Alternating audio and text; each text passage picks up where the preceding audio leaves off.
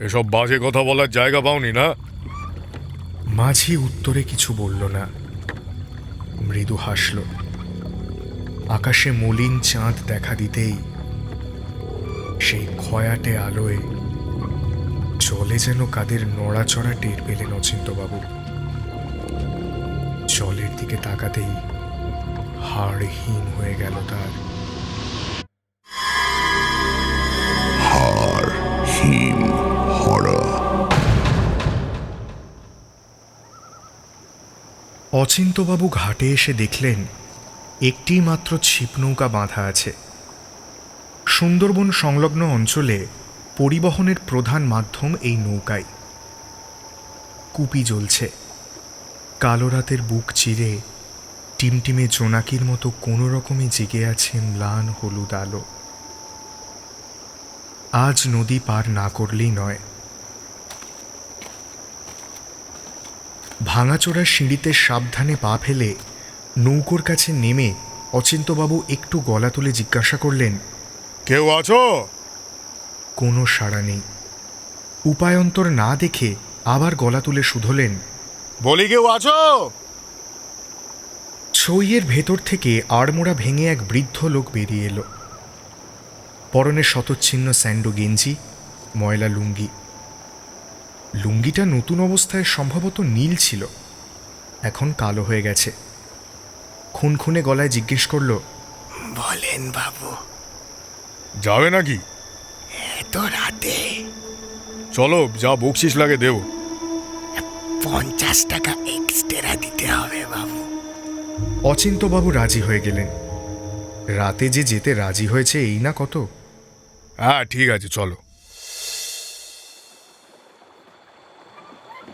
নদীর কালো জল ভেঙে জরোদ্গব কচ্ছপের মতো ধীর গতিতে এগোতে শুরু করল নাও। মাঝি জিজ্ঞাসা করল, জানা পাড়ায় কেউ থাকে নাকি বাবু? আগে তো এই অঞ্চলে দেখিনি। অচিন্তবাবু অলস ভঙ্গিতে বললেন, হ্যাঁ, আমার মাস্তুতো দাদার এই গাঁয়ে বিয়ে হয়েছে। নিউমোনিয়ায় ভুগছে। ওর সঙ্গে দেখা করবো বলেই চলে এসেছি। আসবো এটা আগে থেকে ঠিক ছিল না, হঠাৎই প্ল্যান করে বেরিয়ে পড়েছি। অফিস কাছারি সামলে কিছুতেই আসা হচ্ছিল না। মানুষটা বড় ভুগছে। মাঝি হেসে বলল, দেখা কি আর অত সহজে হয় বাবু? যদি ওপরওয়ালার ইচ্ছে থাকে তাহলে এক্ষুনি দেখা হবে, না হলে কবে দেখা হবে তার কোনো ঠিকই নেই। তার কথাটা কিরকম যেন হেঁয়ালির মতো ঠেকল। অচিন্তবাবু জিজ্ঞাসা করলেন, মানে? মাঝি গলাটা খাদে নামিয়ে বলল, এই নদীটা রাক্ষসে নদী বাবু। আমার এই নদীতে নাও বাইতে গা শিরশির করে। কেবল মনে হয় সারাক্ষণ আড়াল থেকে আমার ওপর কেউ নজর রাখছে। আমি তো আমার নাও ছেড়ে বেশি দিন থাকতেও পারি না। কতবার ভেবেছি নাও চালানো ছেড়ে দিয়ে অন্য কিছু করি, উপায় নেই। অচিন্তবাবু আশ্চর্য হয়ে বললেন, কেন? এরকম কেন? ওই টিমটিমে আলোতে লুঙ্গিটা সামান্য গুটিয়ে হাঁটুটা দেখালো মাঝি। অচিন্তবাবু বিস্ফারিত চোখে দেখলেন হাঁটুর কাছটায় দগদগে ঘা, যেন মাংস উঠে গেছে। গা গুলিয়ে উঠল তার। শিউরে উঠে বললেন, কি হয়েছিল? মাঝি ম্লান হেসে বলল, এই নদী ভোগ চায় বাবু।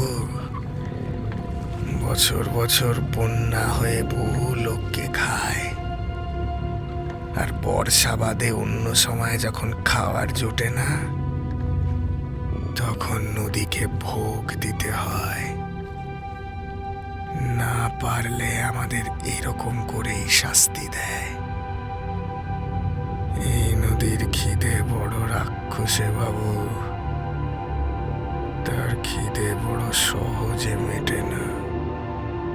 অচিন্তবাবু মনে মনে ভাবলেন, লোকটা হয় বদ্ধ পাগল, না হলে মদে চুর হয়ে আছে।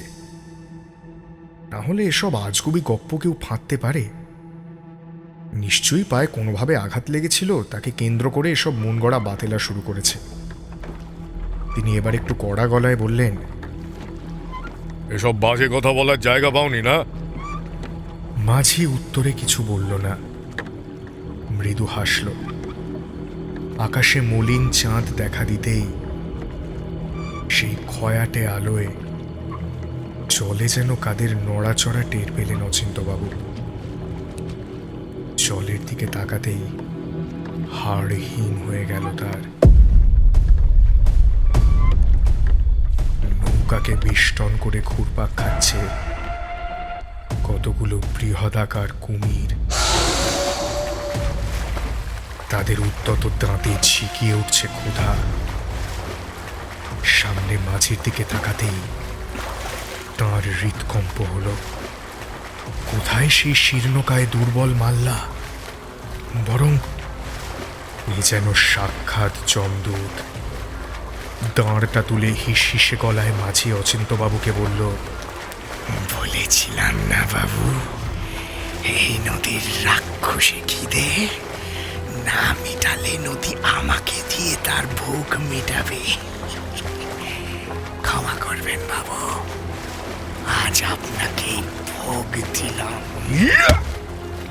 ঝপাত করে সে দাঁড়টা বসিয়ে দিল অচিন্তবাবুর মাথায়, আর বিরাট এক আর্তনাদ করে অচিন্তবাবু জলে পড়ে গেলেন।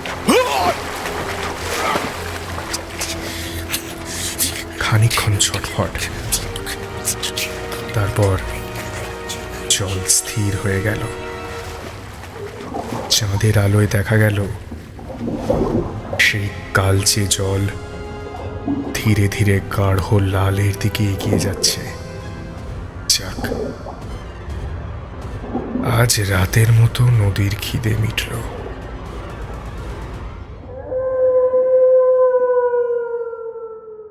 হাড়হিম হরর আপনারা শুনতে পারেন এক্সক্লুসিভলি মির্চি বাংলার ইউটিউব চ্যানেল এবং গানা অ্যাপে।